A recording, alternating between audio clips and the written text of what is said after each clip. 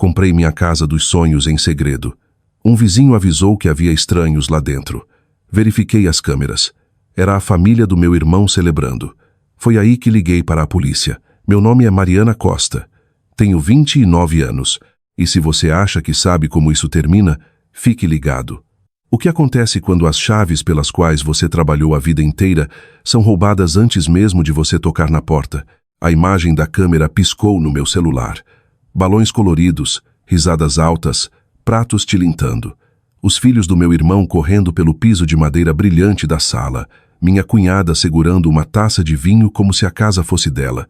E meu irmão, em pé no meio de tudo, sorrindo e fazendo um brinde como se aquela fosse o reino dele. Meu reino. A casa tinha sido minha obsessão silenciosa por anos.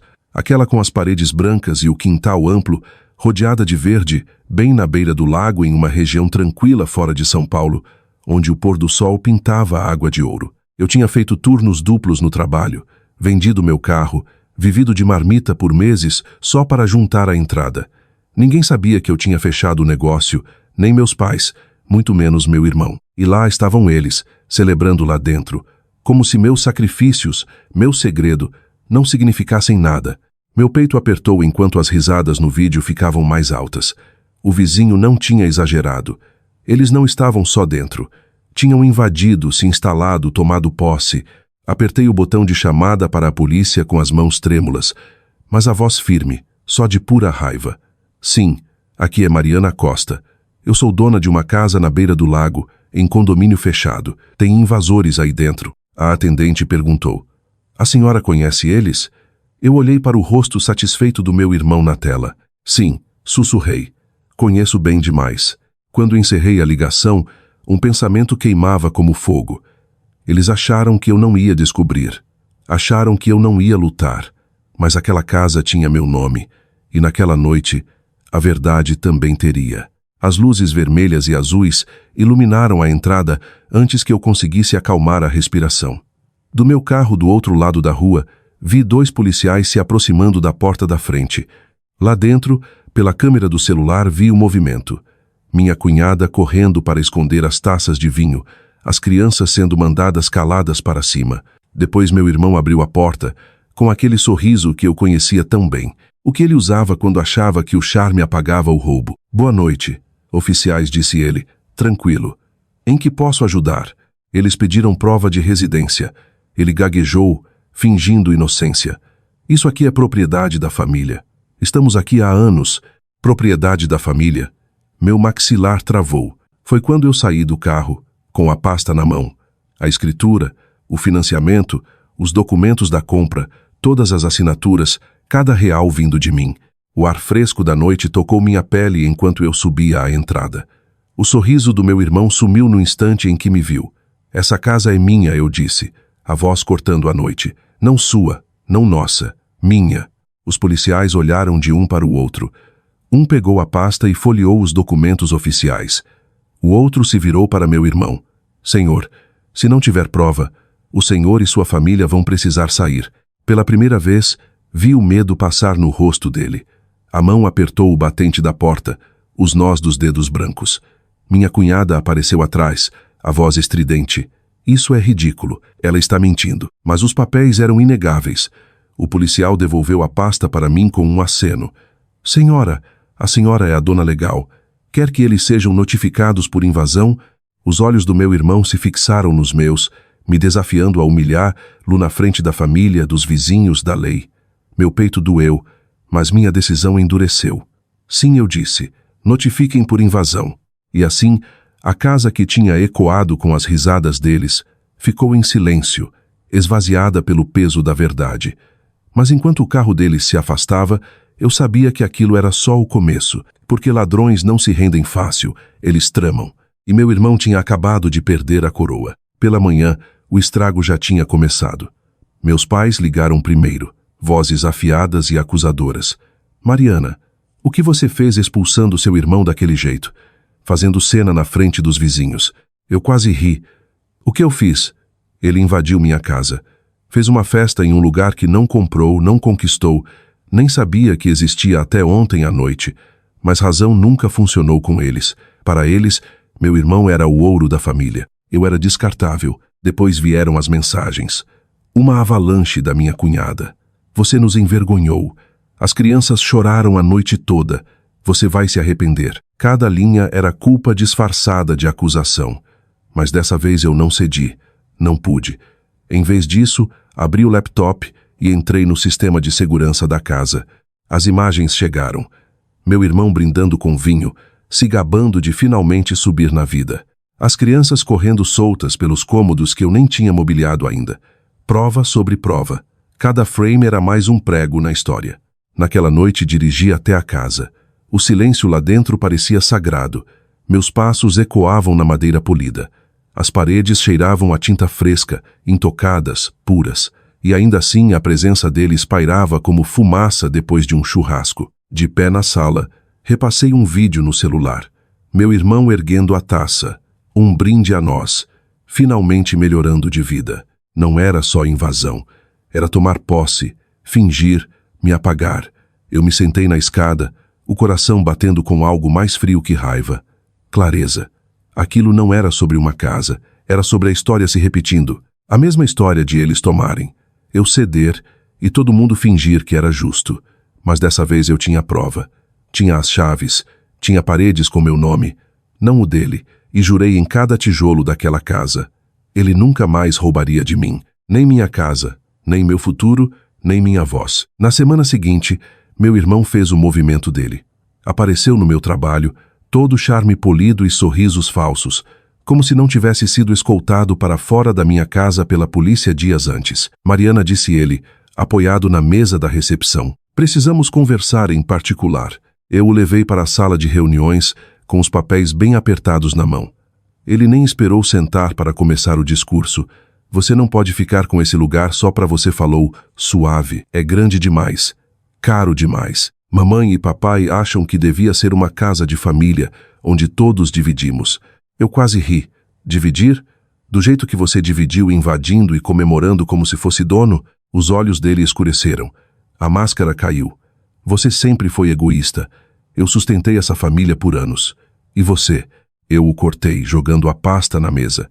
Dentro estavam as escrituras, os contratos de financiamento, o boletim de ocorrência. Sustentou com o quê? Meus contra-cheques, meu score de crédito, meus sacrifícios. Ele se encolheu ao ver o boletim, a tinta ainda fresca da caneta do policial. O maxilar travou, mas ele tentou se recuperar. Se você tornar isso público, vai destruir a gente, a reputação de mamãe e papai, a minha, de todo mundo. Você não quer isso, quer? Pela primeira vez, não hesitei. Eu quero a verdade. E se a verdade destruir você, a culpa é sua, não minha. Ele se inclinou mais perto, baixando a voz. Pense bem, Mariana. Famílias não sobrevivem a guerras assim. Eu sustentei o olhar sem piscar. Então talvez a nossa não deva sobreviver. O silêncio se estendeu entre nós, pesado e cortante.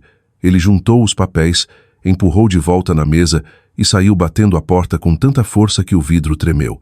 Eu fiquei ali sentada, o peito subindo e descendo, a percepção afundando mais fundo que nunca. Aquilo não era só sobre uma casa, era sobre reescrever os papéis que eles tinham me imposto desde criança. E pela primeira vez, eu não era mais a coadjuvante da minha própria história.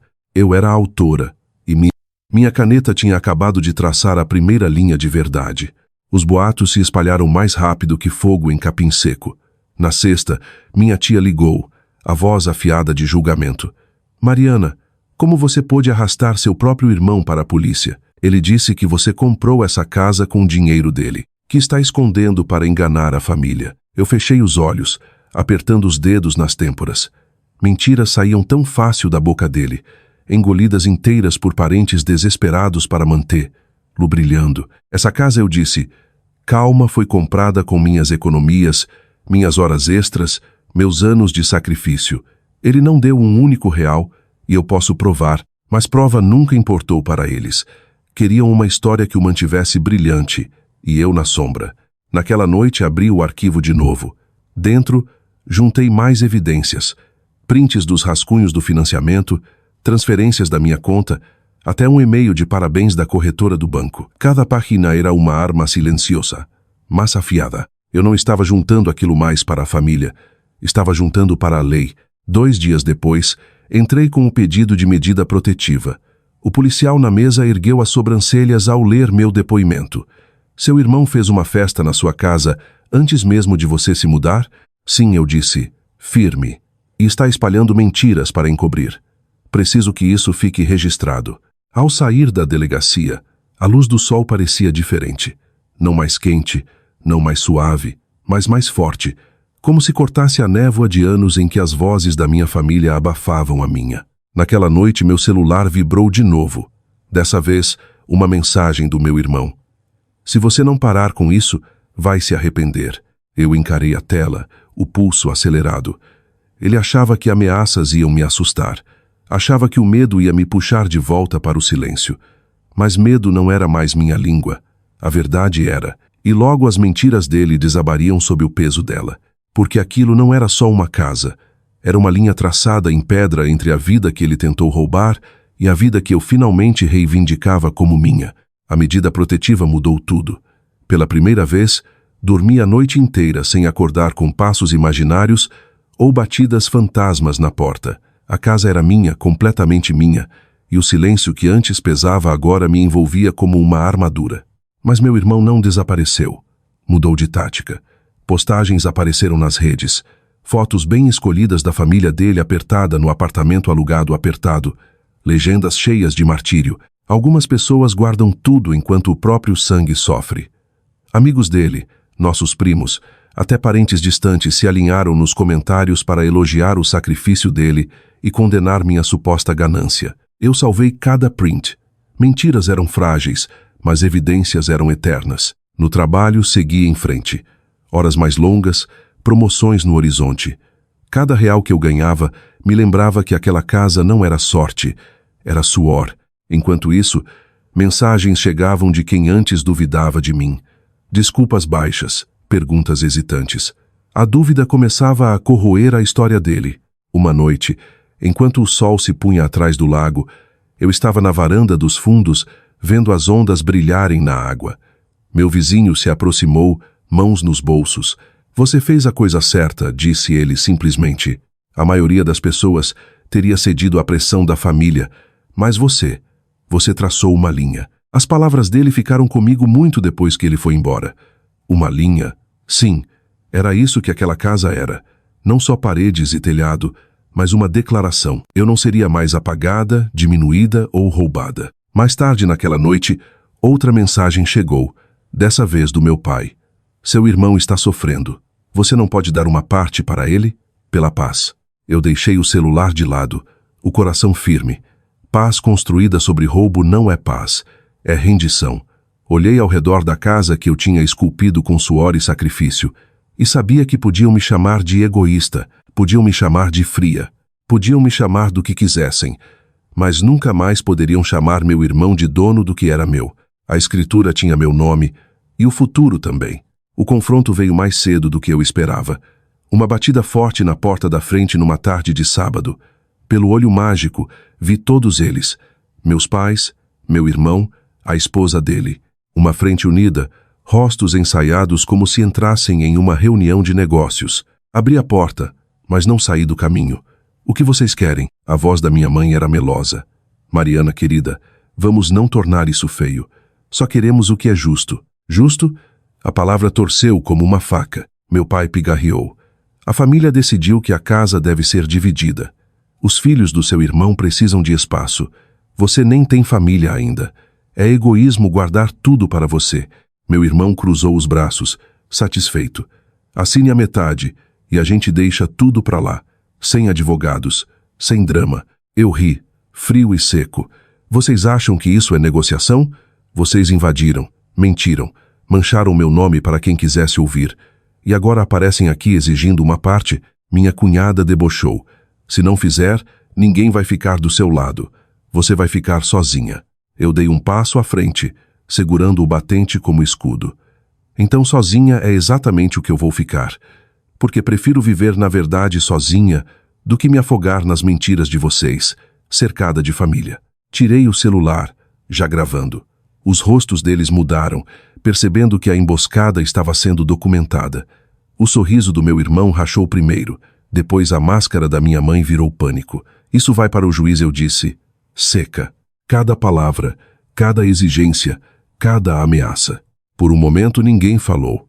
O poder mudou. A casa não era mais o palco deles. Era minha. Finalmente meu pai murmurou. Vamos embora, e virou as costas. Um a um, eles seguiram, recuando pela entrada como sombras ao amanhecer. Fechei a porta, tranquei e me apoiei na madeira. Minhas mãos tremiam, mas não de medo, de liberdade. Eles tinham tentado invadir minhas paredes de novo, e eu os mandei embora só com o reflexo deles mesmos. A casa ficou quieta de novo, mas dessa vez o silêncio não pesava. Parecia conquistado. Caminhei devagar por cada cômodo, tocando as paredes, os batentes, as bancadas polidas. Cada superfície sussurrava a mesma verdade. Eu construí isso. Eu conquistei isso. Isso me pertence. Os papéis do tribunal chegaram uma semana depois. A medida protetiva foi estendida e as imagens que eu gravei selaram o destino deles. A emboscada estava documentada. As ameaças, inegáveis. As palavras do juiz foram diretas. Essa propriedade pertence única e legalmente a Mariana Costa, sem brechas, sem divisão familiar, só clareza. Eu me sentei na varanda naquela noite, vendo o lago pegar fogo com o pôr do sol. Meu celular vibrou. Uma mensagem nova do meu pai. Eram só 4 palavras. Não vamos mais incomodar. Pela primeira vez, acreditei nele. Mas a vitória não era sobre forçar o silêncio deles. Era sobre encontrar o meu. Acendi uma vela na sala, coloquei na prateleira e deixei a luz dançar pelas paredes. Por anos, eu tinha sido a filha que cedia, a irmã que abria mão, a que se dobrava até quase quebrar. Não mais. Essa casa não era só um sonho. Era minha declaração, uma linha em pedra que ninguém mais poderia cruzar. Os vizinhos ainda acenam quando entro de carro. Alguns cochicham sobre o escândalo. Outros admiram a coragem. Nada disso importa. O que importa é a chave que pesa certa na minha mão, prova de que ninguém, nem mesmo a família, pode roubar o que lutei para conquistar. Desliguei a câmera de segurança naquela noite, não porque temia invasores, mas porque finalmente me sentia segura. Eles tinham tentado transformar meu santuário em parque de diversão deles, mas eu os escrevi para fora da minha história, e no silêncio da minha casa, finalmente senti o que eles nunca puderam me dar.